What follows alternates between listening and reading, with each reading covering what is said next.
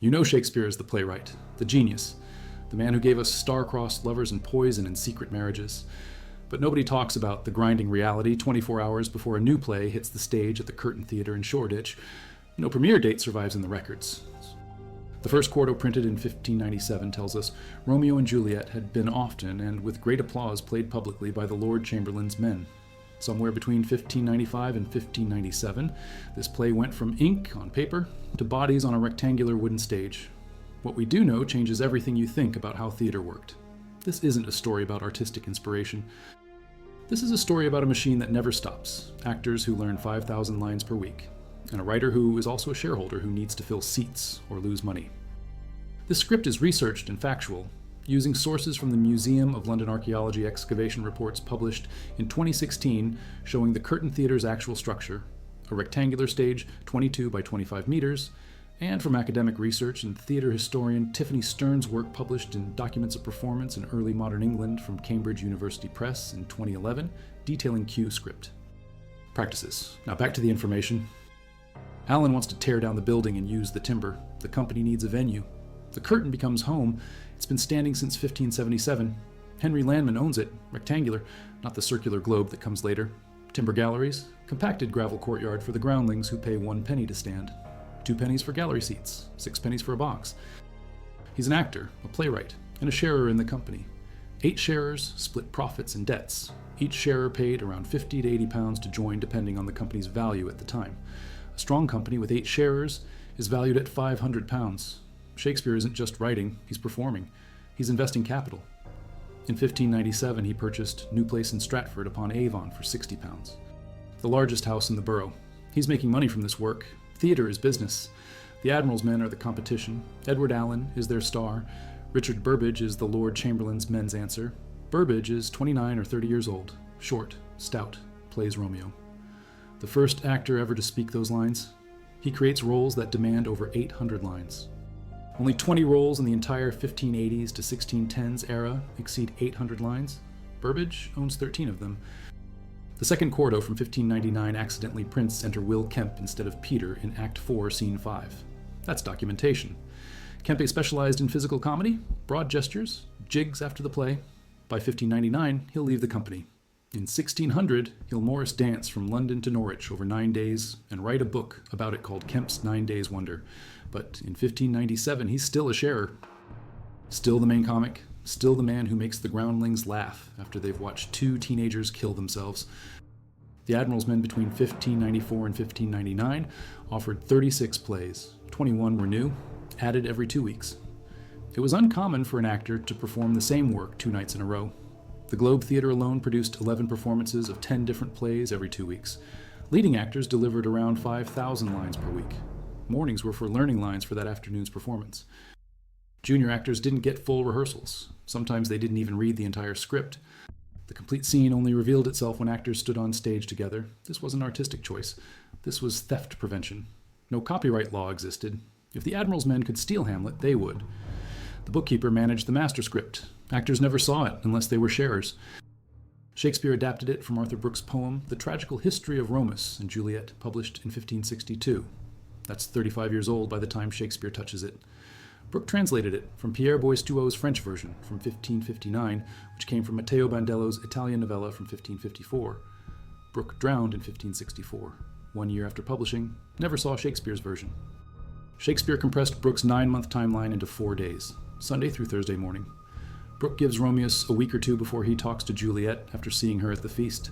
Shakespeare has them meet, woo, and marry in 1 night. Less than 24 hours after Romeo first sees Juliet, they're married in Friar Lawrence's cell.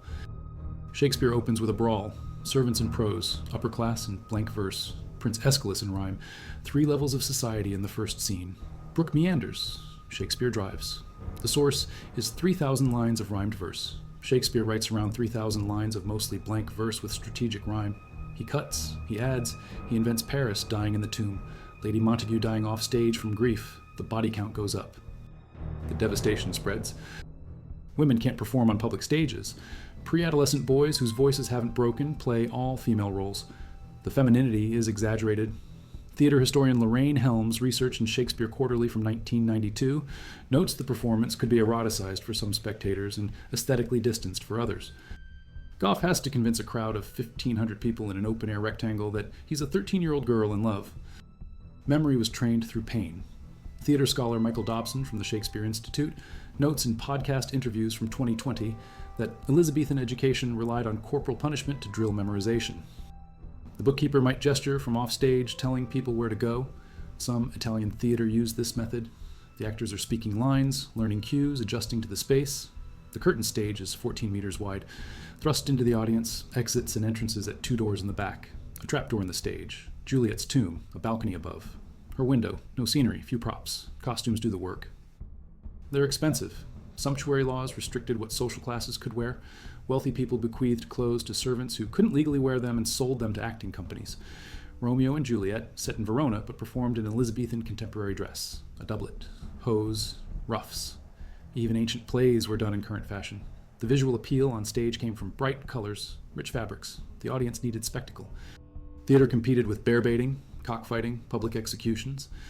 If the actors weren't compelling, the crowd would leave, or throw things, or start fights.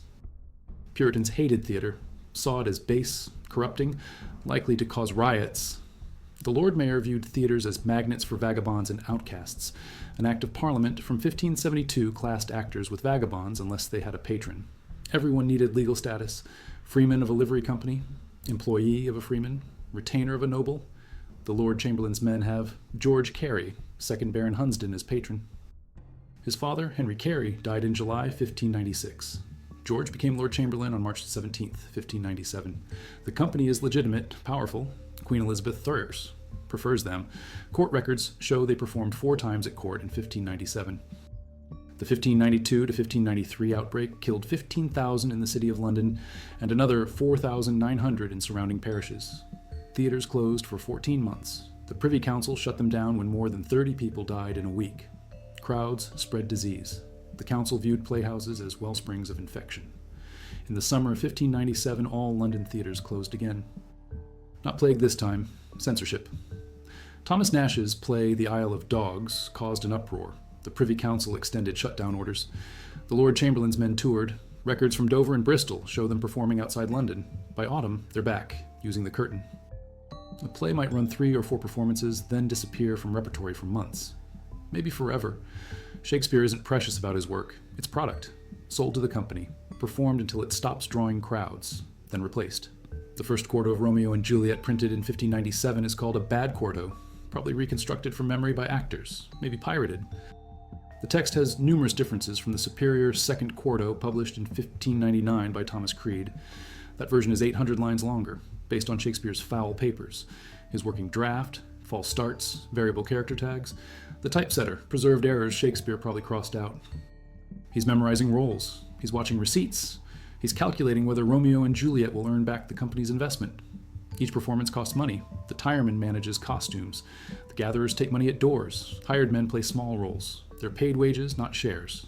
The company's capital includes costumes, props, playhouse rent, running costs. A performance that fails is money lost. A hit means profit, more performances. Court invitations, prestige. He's described as short and stout, but he's an impressive figure. His power comes from emotional range, the ability to shift between comedy and tragedy. Romeo requires both. The first half is nearly comic, Mercutio's jokes, the nurse's rambling, Benvolio's teasing. Then Mercutio dies in Act 3 and everything turns. Romeo kills Tybalt, gets banished. The play becomes a tragedy. He studied Thomas Kyd, Christopher Marlowe, looked at revenge tragedies, took the Italian source and added speed, compression, urgency. Brooks' Romeus and Juliet spend months enjoying married bliss. Shakespeare gives them one night. They marry, they consummate. Romeo kills Tybalt, they part at dawn. Juliet's father arranges her marriage to Paris. She takes the potion, 42 hours pass. Romeo hears she's dead, buys poison, goes to the tomb. Kills Paris, drinks poison. Juliet wakes, stabs herself, 5 deaths in 4 days, plus Lady Montague off stage. The violence escalates, the pace never stops. 14 lines, perfect form. They speak in quatrains back and forth, then kiss. The verse does the work. It tells actors how to speak, where to pause, what to emphasize. Elizabethan actors didn't naturalize text, they heightened it. Presentational style. Gestures were stylized, movements dramatic. Speech patterns rhythmic, the aside, the soliloquy, direct address to the audience. These aren't modern conventions. They're Elizabethan tools. 24 hours out. Shakespeare has to trust his actors understand the verse. There's no time for detailed coaching, morning rehearsals, afternoon performance. The curtain opens around 2 o'clock. Plays run 2 to 3 hours. Daylight only, no artificial lighting. Torches and lanterns inside a timber building risk fire. In 1613, the globe will burn down from a cannon misfire during a performance of Henry VIII. One man's pants caught fire, put out with ale. No one died. But the building was gone, rebuilt a year later. But that's future. In 1597, at the curtain, it's natural light. Open air, weather matters. If it rains, the groundlings get wet. If it's cold, audiences stay home. Revenue drops. Bottom in A Midsummer Night's Dream. Dogberry and Much Ado About Nothing. Characters that let him improvise. Add jigs, make the crowd roar. Peter doesn't offer much. A few lines with the nurse. Comic moments that feel thin compared to Kempe's usual showcase. Kempe likes physical comedy, extemporizing, going off script. There's tension. Later in Hamlet, Shakespeare will have the prince complain about clowns who speak more than is set down for them. Scholars link this to Kempe. Whether that's accurate or not, Kempe leaves the company by 1601. The relationship isn't permanent.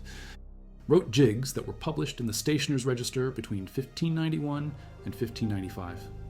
Thomas Nash dedicated an almond for a parrot to him in 1590, calling him Vicegerent General to the ghost of Dick Tarleton.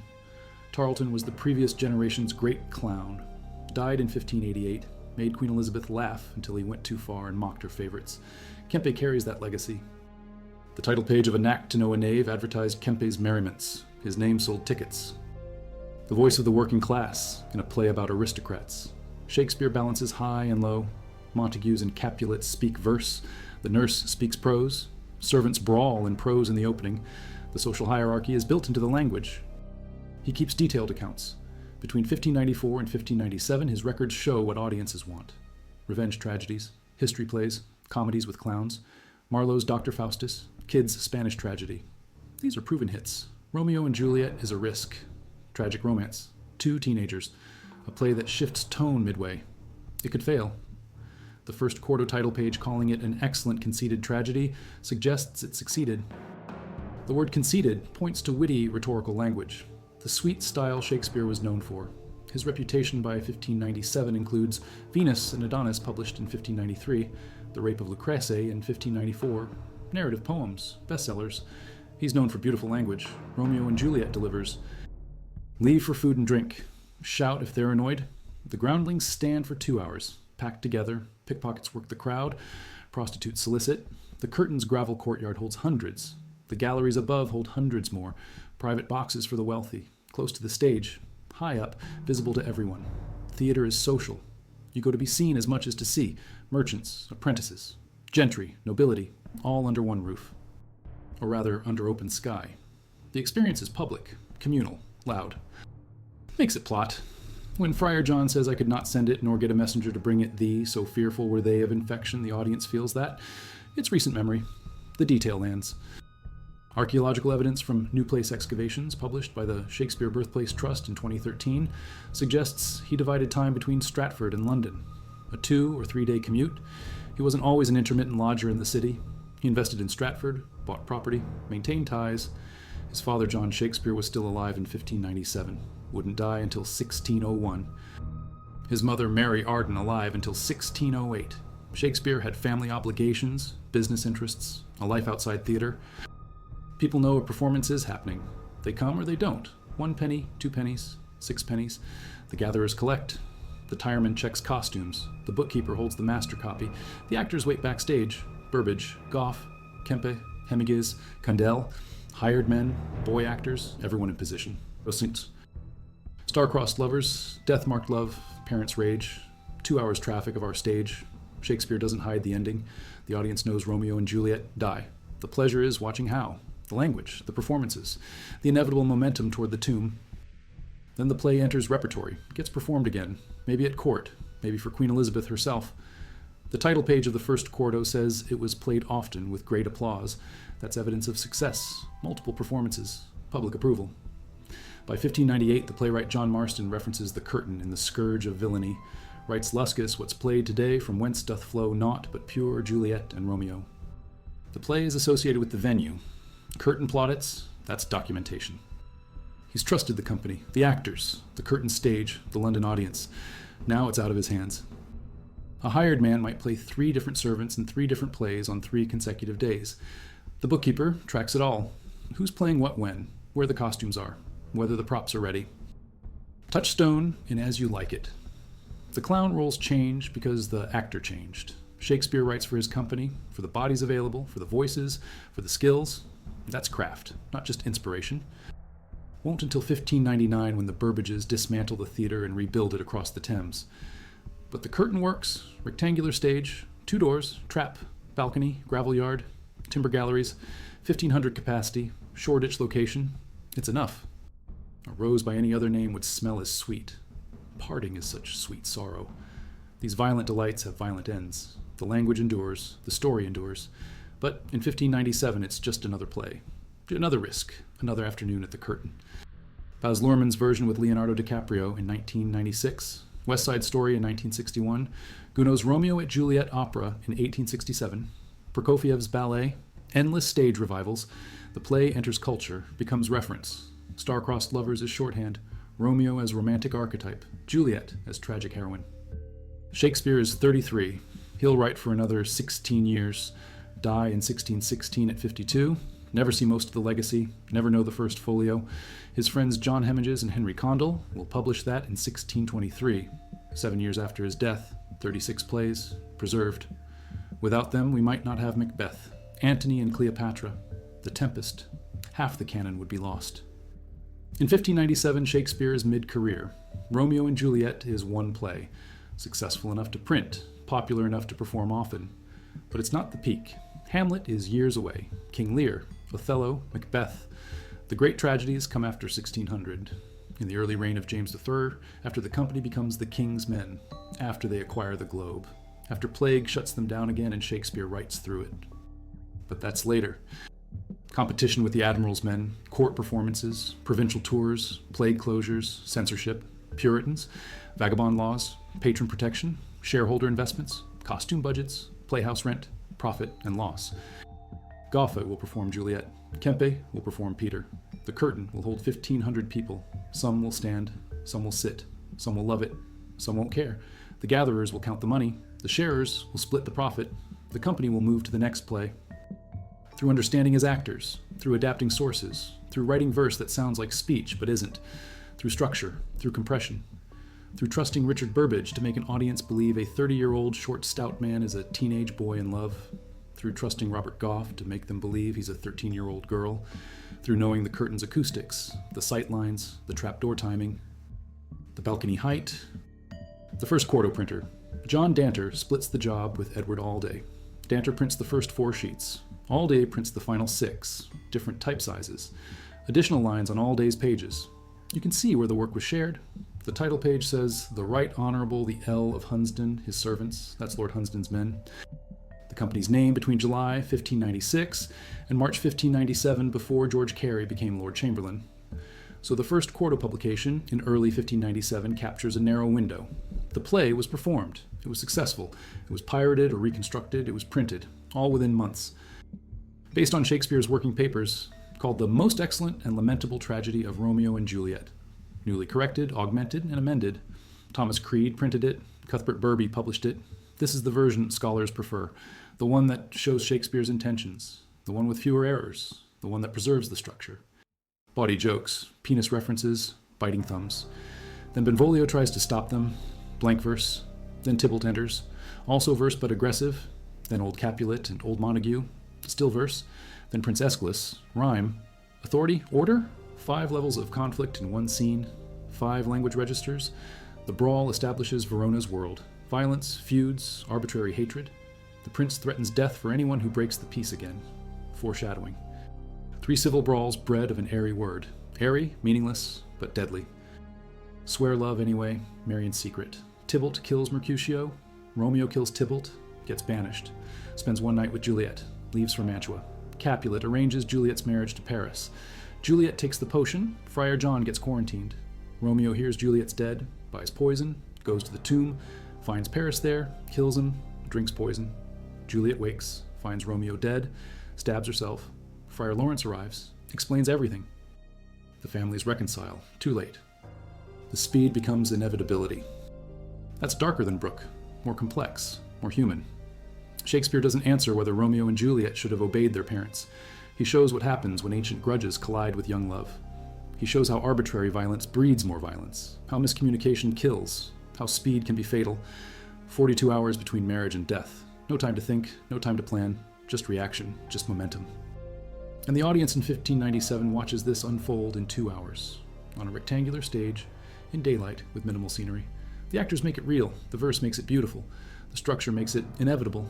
Shakespeare has done his job, created a play that works, that fits the company, that uses the space, that draws the crowd, that might get a court performance, that might earn a profit.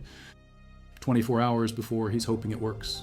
He's trusting his collaborators, Richard Burbage, Robert Goff, Will Kempe, the hired men, the boy actors, the gatherers, the tiremen, the bookkeeper, the curtain theater, the London audience, the market, the moment.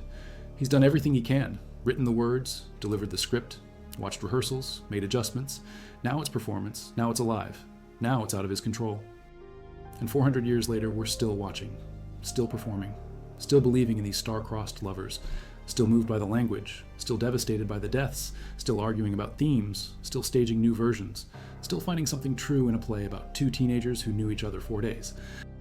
Censorship, shareholder obligations, the next play, staying solvent, filling seats, making the company profitable.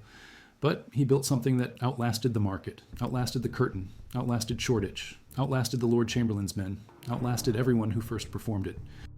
22 by 25 meters. Walls surviving up to 1.5 meters high in places. Courtyard.